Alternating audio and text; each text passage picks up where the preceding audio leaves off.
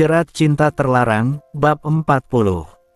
Sepanjang perjalanan pulang dari rumah orang tuanya, Radit menangkap ada luka yang sedang Alina sembunyikan darinya. Radit tidak tahu apa yang sudah keluarganya lakukan kepada Alina tanpa sepengetahuannya karena Radit melihat Alina begitu tertekan saat berada di tengah-tengah keluarganya. Bukankah seharusnya Alina bahagia karena akhirnya keluarga Radit mendukung hubungan mereka dan bahkan menyarankan agar mereka secepatnya menikah? Raja tampak sudah terkulai di pangkuan Alina setelah tadi ia makan cukup banyak dengan disuapi oleh bundanya. Sepertinya Radit harus mengajak Alina bicara empat mata karena Radit curiga jika ada yang Alina sembunyikan mengenai alasan kepergian Alina 4 tahun yang lalu. Radit berpikir seperti itu karena Alina tidak pernah mengadu apapun kepadanya. Bahkan alasan kepergian Alina karena permintaan bundanya pun Radit ketahui dari bundanya sendiri bukan dari Alina. Radit khawatir jika ada ucapan atau perilaku keluarganya yang membuat Alina sakit hati sehingga membuat Alina terkesan masih menjaga jarak meskipun keluarganya sudah sangat welcome kepada Alina. "Kamu dan Riana ngobrol apa tadi di dapur? Sepertinya kalian ngobrol banyak di sana," tanya Radit sambil melirik sekilas ke arah Alina yang sedang mengelus rambut raja yang tebal dan wangi. "Ngobrol biasa, mengingat kenakalan kita dulu," jawab Alina tersenyum tipis. Radit ikut tertawa, "Kalian memang dulu nakal sekali," kata Radit. "Ish. Sama Riana gak seberapa nakalnya, kamu justru yang ngajarin aku makin nakal sampai jadi raja," cibir Alina dan Radit terkekeh. "Siapa suruh kamunya juga suka aku ajak nakal," balas Radit dan sekarang Alina yang tertawa. "Habisnya kamu ganteng dan aku sudah duluan suka sama kamu jadi mana mungkin aku bisa menolak," jawab Alina jujur. Alina tidak pernah malu untuk mengakui kalau ia yang lebih dulu menyukai Radit. "Awalnya memang kamu yang duluan suka sama aku, tapi kesininya aku yang cinta mati sama kamu makanya raja itu kata orang mirip banget sama aku," kata Radit bangga. "Apa hubungannya cinta mati sama raja yang mirip kamu?" tanya Alina. "Ada dong. Karena aku yang cinta mati sama kamu jadi aku yang lebih dominan saat bikin rajanya," jawab Radit sambil tertawa. "Gak gitu juga kali," kata Alina sambil memukul tangan Radit pelan yang langsung ditangkap oleh Radit dan digenggamnya tangan Alina itu. "Besok kamu yakin mau antar kami pulang?" tanya Alina dengan wajah yang tiba-tiba serius. "Yakin dong. Masa aku tega sih biarin kalian pulang berdua?" jawab Radit. "Kamu tidak takut dihajar papa lagi?" tanya Alina. "Tidak. Buat kalian nyawa pun akan aku berikan," jawab Radit membuat Alina tertawa.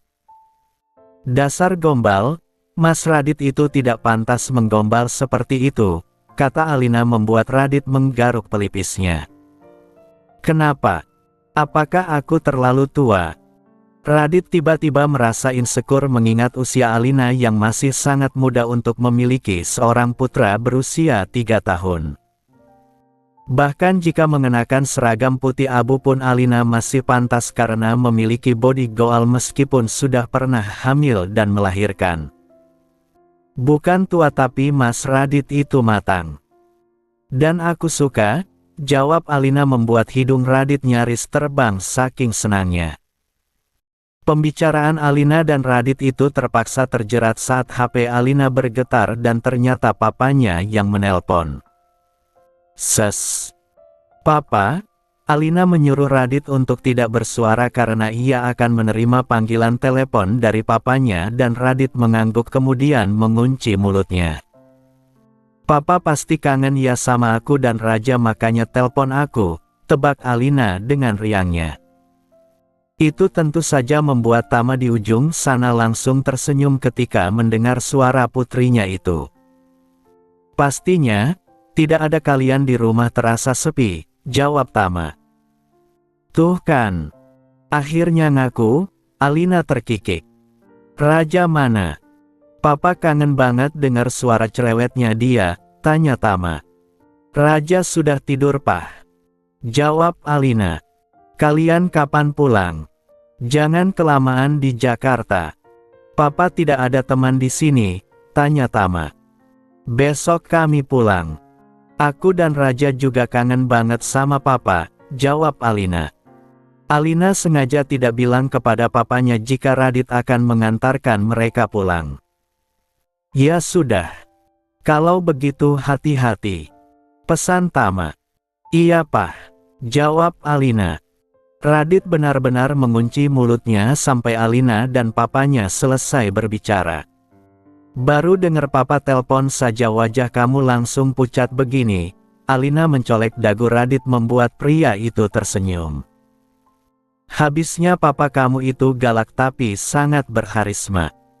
Tapi sayang Papa kamu tidak menyukai aku, keluh Radit. Bukan tidak suka sama Mas Radit, tapi belum. Aku yakin kalau Papa sudah mengenal Mas Radit pasti akan suka. Sama seperti aku, kata Alina berusaha membesarkan hati Radit. Bagaimana bisa saling mengenal kalau Papa kamu langsung menolak bertemu dengan aku, keluh Radit lagi.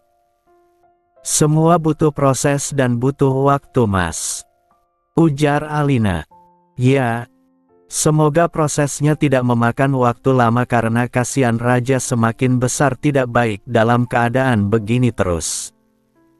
Aku ingin segera mendengar Raja memanggil aku Papi, jawab Radit lirih.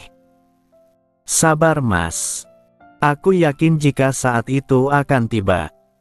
Raja akan bangga memanggil kamu Papi, kata Alina dan Radit pun mengangguk. Jam 10 malam mereka tiba di apartemen. Setelah menidurkan Raja, Alina beres-beres. Ia mulai packing. Alina mengisi koper miliknya dengan baju-baju miliknya dan Raja. Sementara untuk Radit Alina hanya memasukkan beberapa setel baju ke dalam tas punggung Radit. Radit memperhatikan Alina yang hilir mudik sendiri mempersiapkan untuk kepulangannya besok dengan hati yang berat. Sesungguhnya Radit masih belum ikhlas membiarkan Alina dan Raja pulang ke Singapura. Radit inginnya Alina tinggal di Jakarta agar ia bisa dengan mudah mengurus pernikahan mereka. Semua sudah siap, besok pagi kita tinggal berangkat, kata Alina sambil meletakkan kopernya dan tas milik Radit itu di sudut kamar. Yang, duduk sini. Radit menepuk pahanya menyuruh Alina duduk di sana dan Alina pun menurut. Wanita cantik itu langsung naik ke pangkuan Radit dan duduk di sana. Sepasang tungkai panjangnya mengapit kedua sisi pinggang Radit dan kedua tangannya langsung mengalung di lehernya. Mas Radit ingin tanya sesuatu sama kamu, kata Radit dengan wajah yang serius. Tentang apa? Kelihatannya serius sekali, tanya Alina. Tentang hubungan kamu dengan keluarga Mas Radit, jawab Radit sambil menatap tajam wajah Alina. Alina langsung terdiam. Sedikit banyak Alina sudah tahu apa yang mengganggu pikiran Radit itu. Keluarga Mas Radit sudah merestui hubungan kita, bahkan mereka menyarankan kita untuk segera menikah. Tapi entah mengapa Mas Radit merasa jika kamu itu selalu menjaga jarak terhadap mereka. Bahkan kepada Riana juga. Padahal selama ini hubungan kamu dengan Riana sangat baik dan kalian nyaris tidak terpisahkan. Bukankah seharusnya kamu senang dan tidak selalu menjaga jarak dari mereka? Tanya Radit sambil menatap lekat wajah cantik Alina. Mungkin karena kita sudah terlalu lama berpisah makanya aku merasa canggung lagi saat bertemu dengan mereka, jawab Alina. Alina masih berusaha menutupi perasaannya dari Radit. Alina bukan tipe wanita pengadu dan Alina tidak mau kehadirannya membuat hubungan Radit dengan keluarganya menjadi buruk karena dirinya. Apakah selama ini ada perkataan atau perilaku Bunda dan Riana yang buruk sama kamu? Tanya Radit menatap curiga ke arah Alina. Tidak ada, jawab Alina berbohong dan tentu saja Radit tidak percaya. Alina berusaha membuat Radit percaya dengan cara menggoda Radit. Tangan mulus Alina mengelus rahang Radit dan mempermainkan bibir Radit dengan jarinya. Mas Radit tidak mau kamu menyembunyikan apapun dari Mas Radit, tegas Radit. Tidak akan, jawab Alina pelan, lalu memberikan kecupan nakal yang membuat Radit tertegun. Aksi berani Alina ini tentu saja memancing gejolak yang sangat kuat dalam diri Radit, dan Alina bisa merasakannya dengan jelas. Radit tampak mulai gelisah, berusaha menahan debaran jantungnya yang semakin tidak beraturan. Alina sedikit merubah posisinya dalam dekapan Radit, namun gerakan itu justru membuat Radit semakin sulit untuk tetap tenang. Radit mengerang tertahan, menyadari betapa lincahnya Alina malam ini. Sayang, kamu benar-benar harus bertanggung jawab atas kegaduhan yang kamu buat, bisik Radit dengan suara parau. Alina hanya tersenyum, ia tahu persis apa yang sedang dirasakan oleh suaminya itu. Alina kembali mendekatkan wajahnya, memberikan perhatian yang mendalam pada Radit, yang segera dibalas dengan dekapan yang tak kalah erat. Mereka seolah larut dalam dunia milik berdua, mengabaikan segalanya di luar sana. Radit tampak pasrah, ia menyandarkan kepalanya dan memejamkan mata, menikmati setiap momen kebersamaan yang terasa begitu nyata di pangkuannya. Keberanian Alina benar-benar membuat Radit tak berdaya. Alina memberikan tanda kasih sayang yang hangat di leher Radit, meninggalkan jejak yang membuktikan betapa kuatnya ikatan di antara mereka malam itu. Meskipun Radit berusaha keras untuk menahan diri sebelum mereka resmi kembali sebagai suami istri, nyatanya kedekatan fisik yang intens ini sudah cukup membawa mereka terbang melayang dalam kebahagiaan yang luar biasa. Radit memejamkan mata, merasakan desiran hebat yang mengalir di seluruh tubuhnya saat Alina terus memberikan perhatian yang memikat. Dalam puncak kebahagiaan yang mereka bagi bersama, keduanya terdiam sejenak, mengatur napas yang memburu sebelum akhirnya rasa tenang menyelimuti raga mereka. Alina terlihat lemas, napasnya tersengal-sengal dalam pelukan Radit. Kamu benar-benar nakal malam ini, sayang, bisik Radit gemas. Alina hanya tertawa kecil, merasa menang karena berhasil mencairkan kekakuan suaminya. Setelah momen indah itu usai, Alina perlahan beranjak dari dekapan Radit. Mereka bersiap untuk beristirahat dan membersihkan diri secara bergantian. Radit dan Alina tidak ingin sampai kesiangan, mengingat esok pagi mereka memiliki jadwal penerbangan penting menuju Singapura. Sebetulnya Radit merasa sangat berat mengantarkan Alina dan Raja pulang ke Singapura. Radit tidak mau jauh lagi dengan mereka. Namun jika Radit memaksa yang ada nanti Papa Alina akan semakin murka kepada Radit dan jalan untuk mendapat restu akan semakin jauh. Jalan satu-satunya adalah Radit harus mengalah dan mengikuti aturan yang dibuat oleh Tama. Namun jika mereka sudah sampai di Singapura nanti, Radit bertekad harus berhasil menemui Papa Alina dan berbicara dengannya walaupun Papa Alina menolaknya. Radit akan menggunakan Raja sebagai senjatanya. Semoga saja Papa Alina luluh jika ia menggunakan Raja sebagai senjata pamungkasnya. Alina terlihat gusar saat taksi yang ia tumpangi bersama Radit dan Raja tiba di mansionnya. Alina tidak dapat melarang Radit untuk ikut mengantarkan dirinya dan Raja padahal Alina sendiri dilanda ketakutan yang sangat hebat. Alina melirik Radit yang terlihat santai menggendong Raja yang tidur dalam gendongannya. Tanpa Alina tahu sebetulnya Radit juga dilanda ketakutan yang lebih dari Alina namun pria tampan itu berusaha tidak memperlihatkan di hadapan si Ayang. Gengsi juga jika Alina sampai melihat ia gemetaran jika bertemu dengan Papa Alina. Sepertinya Papa ada di rumah, kata Alina saat dilihatnya mobil papanya ada di antara beberapa mobil mewah yang berjajar di garasinya yang luas. Radit tanpa ada keraguan sedikit pun berjalan memasuki pintu utama dengan tas di punggungnya dan menggendong Raja yang tidur dalam gendongannya. Sementara Alina menggeret koper berisi barang miliknya dan Raja. Di ruang tamu yang luas Alina mengambil Raja dari gendongan Radit kemudian ia bawa ke kamarnya di lantai 2. Sebelum Alina pergi, Radit masih sempat menciumi wajah Raja. Radit khawatir papa Alina tidak mengizinkan dirinya bertemu dengan Raja lagi. "Mas Radit tunggu di sini ya, aku akan tidurkan Raja sekalian panggilkan papa," kata Alina dan Radit pun mengangguk. Radit menunggu di ruang tamu mansion keluarga Alina yang luas dan mewah. Isi di kepala Radit pun bekerja. Kelak jika ia dan Alina sudah menikah maka Radit juga akan membuatkan tempat tinggal yang besar dan nyaman setara dengan mansion milik keluarga Alina ini agar Raja dan Alina merasa nyaman. Seketika Radit mengedarkan tatapannya dan mata elangnya menemukan beberapa foto Alina dan papanya dan juga Raja. Namun mata Radit seketika mengembun saat di satu bagian dinding ia juga menemukan satu foto Alina yang tengah hamil besar.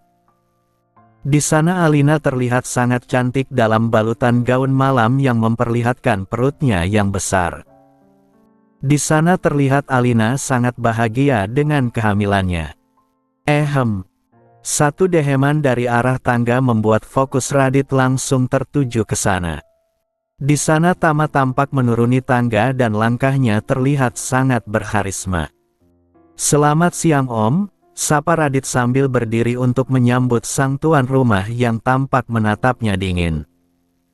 Radit mengulurkan tangannya namun Tama tidak mau menyambutnya. "Berani juga kamu muncul lagi di hadapan saya," kata Tama dingin kemudian duduk di sebuah kursi tunggal tepat di hadapan Radit. "Saya datang ke sini untuk mengantarkan Alina dan Raja sekaligus saya ingin bertemu dengan Om," kata Radit. "Apa Alin tidak bilang kalau saya tidak mau melihat kamu muncul di hadapan saya?"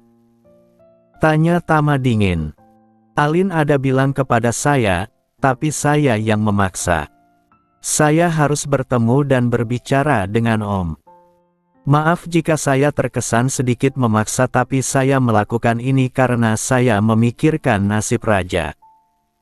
Saya tidak bisa membiarkan Raja tumbuh tanpa memiliki status yang jelas," kata Radit. "Apa peduli kamu mengenai nasib Raja? Selama 4 tahun ini bukannya kamu tidak peduli?" sindir Tama pedas. Radit menarik nafas dalam. Ia berusaha untuk tidak terpancing oleh kata-kata pedas dari Tama yang seolah mengatakan jika Radit adalah pria yang tidak bertanggung jawab. "Bukan saya tidak peduli, selama 4 tahun ini saya mencari Alina dan saya sama sekali tidak tahu jika ternyata Alina mengandung. Seandainya saya tahu tidak mungkin saya lepas dari tanggung jawab terlebih saya sangat mencintai Alina dan ada Raja di antara kami," jawab Radit tenang namun matanya sedikit mengembun ketika mengatakannya. "Kamu sangat mencintai Alina tapi saya meragukannya. Saya merasa kamu bukan pria yang baik untuk putri saya karena Alina sendiri memutuskan untuk pergi dari kamu dan menjalani kehamilannya seorang diri. Itu tandanya putri saya tidak menginginkan kamu," tegas Tama. Radit menunduk. Serasa ada sembilu yang menyayat hatinya ketika mendengar ucapan Tama itu. Haruskah Radit mengatakan jika keputusan Alina pergi meninggalkannya adalah atas permintaan bundanya? Lalu bagaimana jika papa Alina malah semakin membencinya? Papa Alina akan menganggap keluarga Radit tidak menginginkan Alina. Radit seperti sedang memakan buah si malakama dibuatnya. Radit ingin memperjuangkan Alina dan Raja tapi ia tidak mau keluarga Alina membenci keluarganya jika ia berkata jujur jika keluarganya yang dulu meminta Alina untuk pergi dari kehidupan Radit. Jika sampai Papa Alina tahu yang sebenarnya, yang ada restu itu akan semakin jauh saja darinya. Saya belum serak sama kamu, karena selama 4 tahun ini tidak pernah sekalipun kamu ada untuk Alina di saat putri saya menjalani masa-masa tersulit dalam hidupnya. Kata Tama to the point. Radit menunduk, meskipun hatinya terasa perih, namun apa yang Tama katakan itu adalah kenyataannya dan Radit tidak bisa mungkir jika selama ini ia tidak ada saat Alina menjalani masa terberat dalam hidupnya. Di luar hujan turun cukup deras, Radit terdiam dan bibirnya terasa keluh. Saya tahu kesalahan saya terlalu besar, oleh sebab itu saya mohon kepada Om untuk memberi kesempatan kepada saya untuk memperbaiki semuanya. Saya ingin menikahi Alina, kata Radit lirih namun tegas. Tama membuang nafas kasar, dan matanya tajam menatap ke arah Radit. Setelah cukup lama menatap Radit, akhirnya Tama pun bersuara. Bagaimana dengan pernikahan kamu? Tanya Tama. Tama masih ingat ucapan Ferdi jika Radit itu sudah beristri dan istrinya adalah seorang model. Kami sudah bercerai tidak lama setelah Alina meninggalkan saya, jawab Radit lirih. Jangan bilang kamu menceraikan istri kamu karena putri saya. Saya tidak mau semua jadi menyalahkan dia, tegas Tama. Radit menelan ludah dengan susah payah. Awalnya semua keluarga Radit memang menyalahkan Alina. Alasan kami bercerai adalah karena kami sudah sama-sama tidak cocok, jawab Radit. Itu adalah jawaban paling aman menurut Radit. Radit tidak mau mengatakan Angel selingkuh karena Radit juga selingkuh dengan Alina. Dan Radit juga tidak mau menjual kesalahan Angel karena ia juga sama-sama bersalah. Tama terdiam dan matanya tidak lepas menatap Radit. Dari arah tangga Alina muncul setelah ia menidurkan Raja di kamarnya. Saat akan turun, Alina sempat mendengar percakapan antara papanya dengan Radit. Alina kemudian duduk di dekat papanya, tepat di hadapan Radit. Radit seperti menemukan Dewi Penolong saat Alina muncul di sana. Papa, jangan menyalahkan Mas Radit karena selama 4 tahun ini dia tidak ada untuk aku. Semua aku yang salah. Aku yang sudah meninggalkan dia sehingga dia tidak tahu tentang kehamilan aku, dan perlu Papa tahu kalau aku yang lebih dulu menyukai Mas Radit. Jadi jangan timpakan semua kesalahan itu kepada Mas Radit karena semua berawal dari aku, Alina mengakui kesalahannya.